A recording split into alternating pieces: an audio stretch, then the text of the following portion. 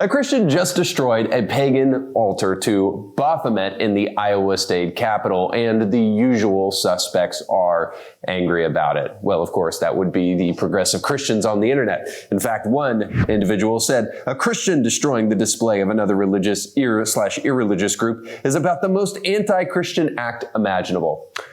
Asa? Elijah? You know, the whole Mount Carmel thing where he's mocking the people of a false religion and asking them to cut themselves and act all crazy. Like, okay, I'm pretty sure progressive Christians at this point don't even own a Bible. Suffice to say, and this individual will go on to say the next thing, it's tough to imagine the Apostle Paul tearing down the statues on Mars Hill rather than simply preaching a more compelling message in the public. Well, I don't know. I would say throwing that false idol to the ground, decapitating it, then taking its head and throwing it in the garbage is pretty compelling. But nonetheless, I can't help but want to in some way agree with the fact that perhaps we need a more compelling message. Wait, do we? A more compelling message than that stupid statue of a goat deserves to be in the state capital of Iowa? Let's take just a moment to breathe a little bit and to put your hatred for authentic historic Christianity to the side, just so that we can compose ourselves and have a brief conversation. For those who love to talk about Christian nationalism, I don't know why you're not up in arms about this in Iowa, unless it is that you use Christian nationalism as a broad catch-all term to try to attack all Christians because you just absolutely are a religious bigot. Now, we also probably need to talk about this. For those of you out there that are the separation of church and state people, where is the outcry now that this church of Satan is trying to put their idol in the Iowa state capitol? Now, I'm not just here to try to cry hypocrite. I'm here to also prove a pretty important point, I think. The First Amendment is wildly misinterpreted by the vast majority of people. And I think sometimes intentionally, but for those who just happen to be ignorant about it. The First Amendment simply says in the Establishment Clause that Congress shall make no law respecting the establishment of a religion. In other words, I know there's some people who disagree with this, even on the conservative side, but in other words, I think it's very clear. There will be no federal church. There will be no church that is endorsed by Washington. Now, this might also be, historically speaking, a mandate against a federal church because there were state churches. So there were churches that represented each individual state, and they didn't want the government kind of overlording upon those individual churches in those states. Now, we're living in a different time, so I think it's a little bit anachronistic to just go back to the place where we say, we need, it's okay to have a state church, but not necessarily like a federal church. I think ultimately the idea here is that the government should not be in the business of dictating to religion anything. And that's where the second part of the Establishment Clause of the First Amendment comes in, where it says, and you shall also not prohibit the free exercise thereof. See, that's the separation of church and state that we don't quite get. That when people quote it today, they think it means that you Christians better get out of trying to do anything in the government and trying to make your presence felt in anything that is political. Well, excuse me. Exactly what gives the secular humanist the right to make their presence and their ideas felt, but not the Christian? See, the ideas that were trying to be codified in our Constitution was an idea of pluralism, not in terms of everything is equal in value, but in terms of the idea that all people should be able to equally hash out their ideas, and then the best idea should win. The idea with the most merit. See, I think that our forefathers understood that Christianity stands on its own 2 feet as far as that's concerned. So it can go toe to toe with any pagan idol that you put in any state capital, and Christianity can emerge as the winner. In other words, it's perfectly legitimate to put the 10 Commandments in a capital state house and not legitimate to put that pagan idol in the state house, or satanic idol, or whatever you want to say. Stupid idol is what I'll go for. So the whole point of it is this, is that there is no such thing as the separation of church and state in terms of the Constitution or some law prohibiting the exercise and the implementation of Christian values and ideas in society, because that would be to totally undermine what the American experiment is all about. Whether you believe that it was a secular society that our founders were after or a Christian society, the one thing that is undeniable is that Christian scripture influenced what they did. And then there might be one second point, and that makes up the sum total of the opening to the show.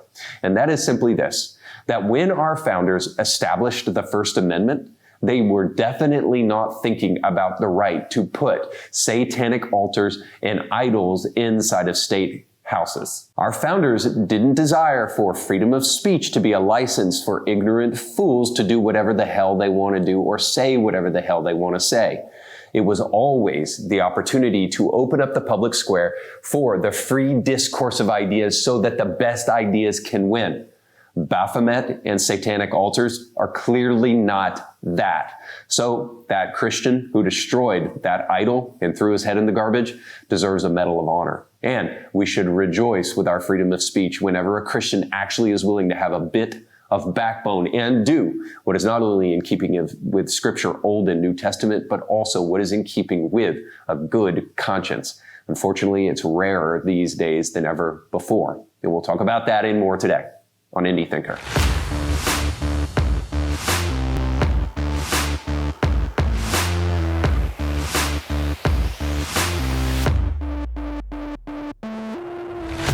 Welcome to the show. Don't forget to like, share, and subscribe. And don't forget to do two more things. Now, you're watching this show, and if you haven't subscribed, what are you waiting on? Because one of the things that will happen if you subscribe is that you'll be notified when new episodes drop. And we just recorded a great new episode of Podcast to the Church. We've had one episode before, and it was fantastic, and we just did another one. That's why I'm here and not in the regular studio. So I highly encourage you to check that out when it becomes live, and to subscribe so that you can be notified when that new episode comes available. Because what we talk about in this episode is a recent conversation between Preston Sprinkle and Jared Moore. Now, if you know who those guys are or are familiar with the conversation, let's just say that there were fireworks in that conversation and a lot to dig into. And me and the guys talk about biblical sexuality. We talk about the tone police and how important mood is to Christians and being winsome. And we talk about gender and sex and the distinction between those two things and if it's helpful. And we even talk about Christians and whether or not they should use pronouns, which seems to be an obvious answer. But nonetheless, just digging into those details is deeply beneficial, and I think you'll love the show, so you need to check that out. And then secondly, Christmas is right around the corner. We only have 2 more episodes before the new year, and I highly encourage you to consider end-of-year giving with Indie Thinker before the year runs out. Now, you can do that by going to the link on the screen or going to the description of this podcast, where you can give a tax-deductible donation to Indie Thinker. If you believe in the work that we're doing here on the show, I highly encourage you to take a moment to give a tax-deductible donation to Indie Thinker so that we can continue to create great content in the new year. Some of you have a love-hate relationship with Vivek Ramaswamy, and I have to say, I don't quite get it. Some of you think he's just pandering and he's lying and he's kind of snot-nosed and all of that. But every time I hear Vivek say something, it's at least intriguing. It's at least a original thought, which is so hard to come by with politicians these days. Now, if I could put my vote anywhere, it'd still be with Ron DeSantis. But I do have to tell you, I appreciate the kind of communication Vivek is doing while he's on the campaign trail. Again, I don't know if he's running for podcast or running for social media likes, or if he's running for some kind of cabinet office with Trump. But to be honest with you, I think that about all these candidates right now, because Trump is going to win. Now, but in the process, I do have a bit of respect for Vivek, and here is why. Check out this town hall meeting on CNN as Vivek is doing things that make the moderator incredibly uncomfortable, which makes me incredibly giddy. Check it out. We do have a government, first of all, we have to acknowledge, that has lied to us systematically over the last several years about the origin of COVID-19, about the Hunter Biden laptop that we were told was false by 51 CIA experts and otherwise before we now know that it was true. You can go straight down the list, the Trump-Russia disinformation collusion hoax, all of it. Now we come to January 6th. The reality is we know that there were federal law enforcement agents in that field. We don't know how many. I think it's Mr. shameful. And if I may finish just answering. Well, let me this is really important. I'm going to go ahead and interrupt you here because you're I know saying that there the establishment doesn't approve of this you're message. saying I know that there were federal we should agents. be able to talk about this. You're saying that there were federal agents. This is important to talk about. You are saying there were federal agents in the crowd on January 6th. Yep. There is no evidence that there were federal agents in the crowd on January 6th. So why, before Congress, when pressed on what the number was, they didn't say there were none? They just couldn't say how many there were. So you're saying that that you have not seen any evidence that there were. We've seen multiple informants suggesting that there were. We know people were FBI informants who were asked to. Is there any evidence? May I just finish this, and you can come back and question me? Let me clarify. I know this is very uncomfortable for you. I'm going to clarify my question. I know this is an uncomfortable issue for many people, but we have to do the truth. I'm going to clarify my question because I want to make sure that you understand what I'm asking. I understand this deeply. And I told you, I was with you 3 years ago. I'm not there now. Where is the evidence? Yes. Where is the evidence that the government had a plot, an inside job, but no, I'm going to tell you what an inside job is, because I'm not violence on January 6th? I'm not going to let you put words in my mouth. I'm going to put my words in my mouth. And I'm going to tell you what I mean by that. Where is the evidence that the government was involved in planning or executing January 6th? So I'm going to give you hard facts. And if I may, Abby, I know this is going to be a little uncomfortable, but we're going to go through this, and you can push back on it after that. And you can push back on that. And let's do this fairly. Why did they suppress footage of now what's been released, 200 hours of footage of shooting rubber bullets into that crowd, shooting tear gas into that crowd? You didn't see that before. You saw what the response was to that. Now you see footage coming out of actually rolling out the red carpet for Capitol Police allowing people in, again, right through the front door. The vast majority of the footage. Now, many of you will jump to the conclusion that I'm a Jan 6 denier and that the feds were behind all of this, and I agree with everything Vivek said. I'll just be totally honest with you. I have no idea. I know that we're seeing more and more information that's coming out, especially since Mike Johnson released more of the footage of January 6th. There's way more to cause a little bit of caution unless you just want to be brainwashed by the mainstream media. And he brings up some of that stuff in that clip. And so I think all of that is super, super relevant and super important to talk about. And it's important for us to not close the book on that conversation as this host did. Now, that's really what I want to talk about, because regardless of where you fall in terms of January 6th and whether the feds did it or whether there was kind of an instigation on behalf of the Capitol Police that were there, throwing tear gas at the crowd before they were even provoked or anything like that. I just don't know enough of what happened there to really be able to say, but I can only say this, that what you just saw on CNN is one of the most epic things perhaps you will ever see. And it is epic in this way. What you heard from that host, that moderator, is the sound of a worldview crumbling underneath the weight of a person who actually cares to think for themselves. Now, here on Indie Thinker, that's great, because that's what we're trying to achieve. I'm not going to try to say I don't have an echo chamber, or that I'm still not doing the best I can to get outside that echo chamber. I'm just simply saying this, that the mainstream media is definitely an echo chamber. And it's so refreshing to hear somebody like Vivek go into that echo chamber and absolutely demolish the damn thing. Because I'm a proponent of truth, I care about resisting narratives in the mainstream. Not resisting for resisting's sake, but resisting for the sake of helping us think critically. Now, for those who have ever gone to college, I'll just say, but certainly for those who have gone into graduate degrees and PhD and all of that stuff, at least the way it was and the way it's supposed to be, is that your ideas are supposed to be rigorously tested and pushed against and pried against and beat as much as they possibly can to see if they withstand scrutiny. We don't do that anymore in the mainstream media. And even if you disagree with everything Vivek said, you should cheer Vivek for this one reason. He's testing the mainstream narrative to see if it can withstand what Vivek is saying. Now, I happen to think that he's got a lot of merit to what he's saying. And that seems to be why this host is really deeply afraid, because she doesn't want it uttered. The idea of misinformation and making sure that the news media is there to keep us from hearing things that we just can't. We can't contain it. We can't entertain it. We can't think about it, because if we do, then who knows what may happen. We may believe something that they don't want us to believe. Which, like, who cares? You don't get the right to dictate what we believe. That's not your job. Your job is to report, and we decide. It's about time somebody started doing that. Suffice to say, I love Vivek for this very reason, is that he's pushing against the mainstream narrative every time he crops up, and I can't help but applaud him here on this one.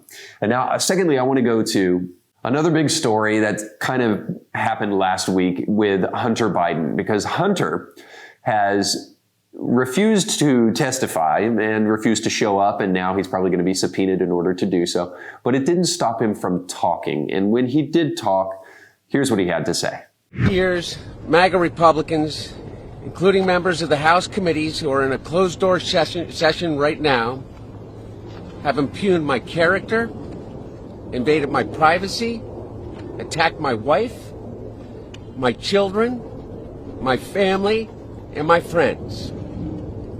They have ridiculed my struggle with addiction, they have belittled my recovery, and they have tried to dehumanize me, all to embarrass and damage my father, who has devoted his entire public life to service. Now, I don't want to take long with this because some of this just speaks for itself. But there's just two things I want to mention here. And the first one is this. We hear from Hunter Biden what we hear a lot these days and what Christians need to build up a resistance to. And this is why I want to speak about this. And it's called emotional blackmail. You know, he points his finger at MAGA Republicans. You're making a mockery of my recovery, and you're making a mockery of my father, and you're attacking my kids and attacking my wife. And it's like, nah, bro, the guy who is unfaithful to his wife with prostitutes is actually the one that's attacking his wife. And the one that's making a mockery of your father is not MAGA Republicans. It's the guy with the crack pipe hanging out of his mouth. And it's time for you to take responsibility for that rather than to blame other people. And that makes way for the second thing here. As a Christian, I want to point out the fact that your emotional blackmail is not going to work on us. You can't just say, oh, well, you're a Christian, you're supposed to be nice about this thing. It's like there's some things that we're not supposed to be nice about. In fact, there is no 11th commandment, thou shalt be nice. Obviously, we need to be charitable as much as we possibly can be, but we're not here to try to people please you so that you think we're nice. We're here to try to change the world. Now, we want to do that as nicely as possible, but there's times where we cannot do that nicely. Suffice to say, that sews into the second thing here, is that if we really care about Hunter, if we want to be nice to Hunter, then the nicest thing we can do to Hunter is to hold him accountable for his actions and not let him blame other people for his actions. See, that is a great way to turn somebody who is a recovering drug addict into a sociopath.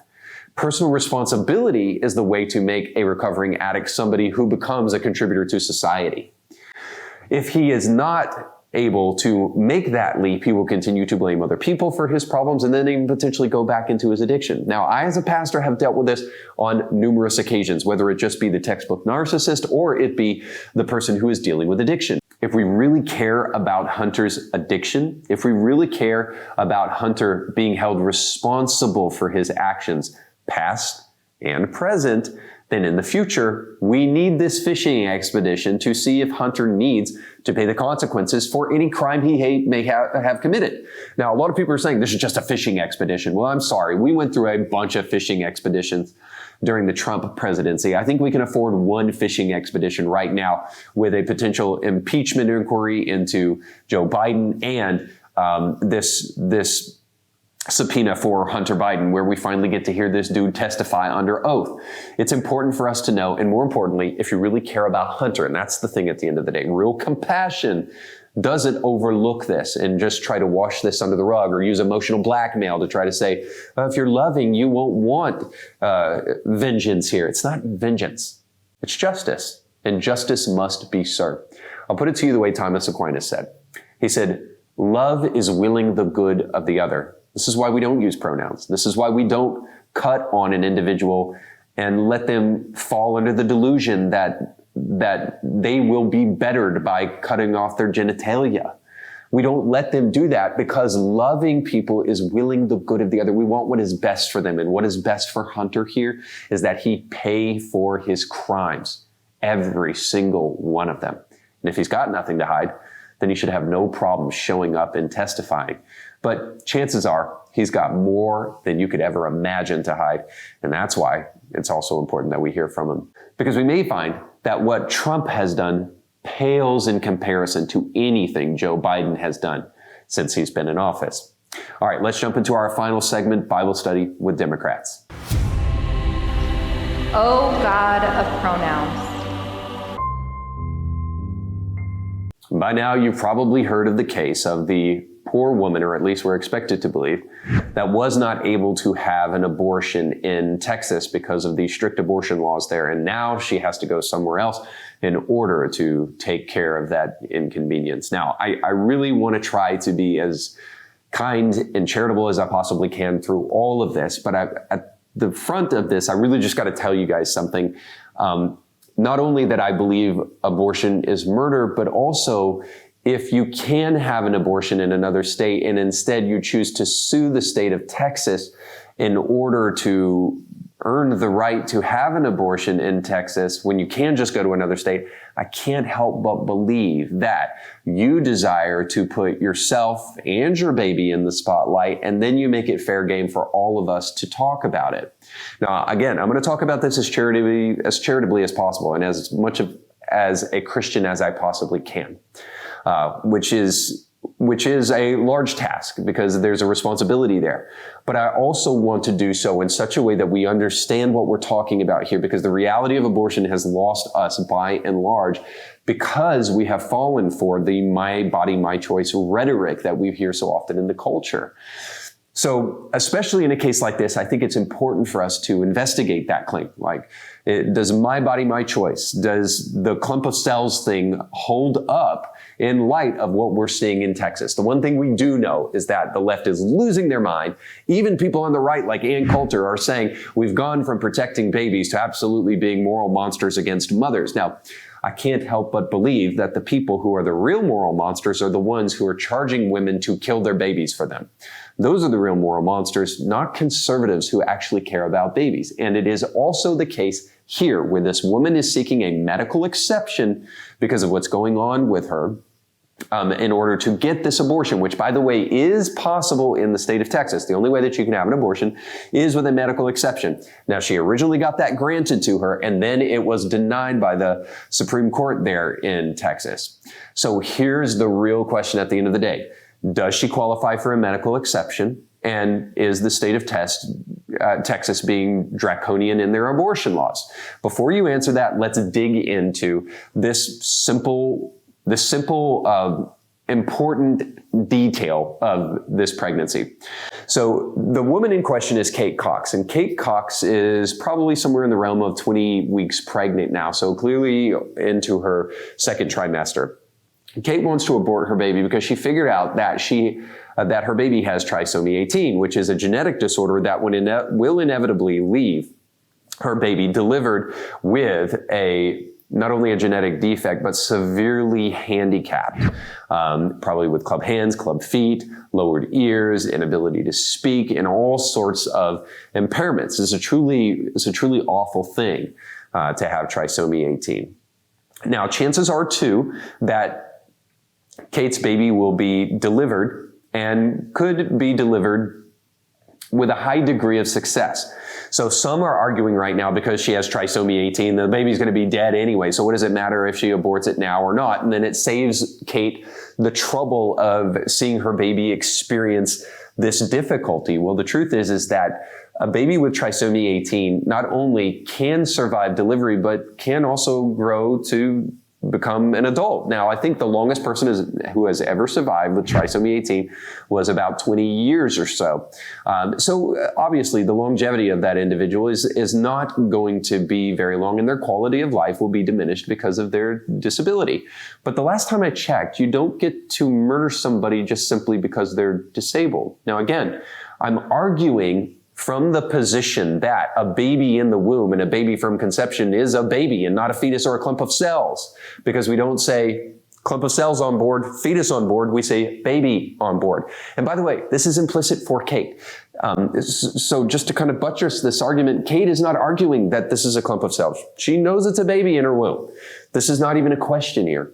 The question is whether or not this is something that is severely detrimental to the mother and severely detrimental to the baby in such a fashion that you should murder the baby. So that's the real question. Should we save Kate the trouble and the heartache of watching her child have to go through this And will Kate be somehow impaired in the future with her fertility if this pregnancy is allowed to go on? Now, that's exactly what Kate's lawyers argued. And that's exactly why the state of Texas denied her argument in the end, because they found with their medical experts that actually Kate is not in trouble at all for her future fertility, and her life is not in jeopardy because she has a baby with trisomy 18. I think it's fair to say this. I think that that was not only a frivolous lawsuit, but I think the lawsuit is really more about this. Do we save the mother the pain and the heartache of having a disabled baby or having to watch their child suffer and die? And the answer to that is no, you don't save them that heartache. Who has the right to do that? Every single child that comes into this world will die eventually. Now, hopefully by God's grace, your child will outlive you and you will not see them die. But death is guaranteed to us all, and a pain-free life is not guaranteed to any one of us. Why should Kate have the right to alleviate herself of the pain of having to deal with death when every single other person on the planet has to confront death in whatever state it comes? Now, you may say to yourself, well, that baby's going to die anyway, Reed. What does it matter? Isn't this a bit of a semantic difference? Well, no, it's not. In fact, because a baby is a human being and deserves dignity, it has the right to come into this world and potentially survive. And it has the right not to have its legs ripped off in the womb and then disposed as garbage. It has the right to a funeral and a burial. And it's really the only humanitarian way to truly care for this child and to truly care for the mother. And there's one other thing to say about caring for the mother here. If you truly care about the mother, you will understand that abortion is not a victimless crime, not only for the baby, but also for the mother. Abortion and post-abortive care is necessary because abortion is a deeply traumatic thing to do. If you really truly understand this, as you should, you will understand that what Kate is doing is she is murdering her child because her child is going to be disabled. Now, I don't know if that will register, if Kate will have the appropriate mens rea to truly understand that. But just think if she does. She will be haunted day after day with the reality that she simply killed her baby because she didn't want a disabled child. Now, again, I don't know if that's going to register to her conscience, but this is where the law steps in. And this is where progressive Christians have to be quiet. They like to say, you cannot legislate righteousness. And true enough, you can't. But it depends on what you mean, too. Because you can legislate morality. You can put laws into place that protect disabled children, even from people who don't have the appropriate mens rea to understand what they're doing, but that would hurt a child just simply because it's disabled. At the end of the day, the reality is just simply this. The Texas law worked. And that's why we as conservatives should celebrate. We shouldn't fall for the emotional blackmail of those like Ann Coulter who want to try to shame conservatives for now not allowing this mother to have an abortion. The truth is that Texas heard this case. They ruled correctly. This woman will not be in any way affected long-term by delivering this baby in terms of her fertility. And this baby does have a chance of surviving, so it has the right to live. It has the right to be delivered and to at least fight for whatever breath that it can take until the moment that we have to say goodbye to it. And I truly say we. Because again, this is a win for the conservative movement and a win for Texas, because whenever we as a society value human life, it is a good thing for all of us, because it is undeniably and inarguably a bad thing for us to devalue human life.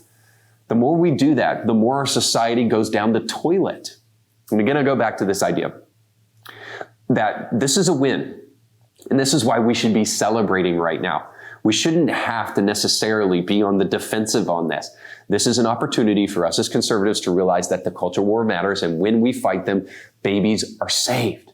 And especially the most innocent and the most vulnerable among us, which I believe there's somebody that said one time, Gandhi perhaps, that you can judge a society by how it treats its most vulnerable. It's interesting to me that the left is always talking about humanitarianism and social justice, but then they want to They want to eliminate life in the womb, which is clearly the people that they should be concerned about if you really care about humanitarianism. At the end of the day, this is a win. It's a culture win, and it's something we should rejoice, and it should be a reminder to all of us that no, you can't legislate righteousness, but you can legislate morality, and you can create a world that is better for all of our kids to live in, past, present, and future. And because this is the portion of the show called Bible Study with Democrats, I'll just say this. Progressives love to twist and contort Scripture in order to try to prove their priors. I'll just say this. Jesus is the way, the truth, and the life. He is the bread of life. If we actually care about Scripture and we really care about Jesus, then it's time we started standing up for life. It will never cease to amaze me that progressive Christians want to stand up for the welfare system and they want to stand up for immigration, but they will say nothing about transgenderism and the butchering of children, and they will say nothing about the butchering of babies in the womb. And by the way, in case you haven't noticed, many of them are being butchered to the tune of about 800,000 to 1 million each and every year. But because Texas is doing what they're doing, there's good news. In the year 2020, there were around 50,000 babies that were aborted in the state of Texas. Do you know how many have been aborted in 2023 post-Roe? 34. Now, it's not zero, but it's certainly better than it was. And it's a reminder to all of us that we cannot afford to sit on the sidelines in the culture war, especially when life depends upon it. And if you take a stand, and if you do what is right, regardless of how many attacks people will throw against you for being a Christian nationalist or trying to confuse your Christianity with your politics, at the end of the day, if the fruit of your labor speaks for itself, then let God do the sorting in the end, and you take a stand. That's all the time we have for today. Don't forget to like, share, and subscribe, and go with God.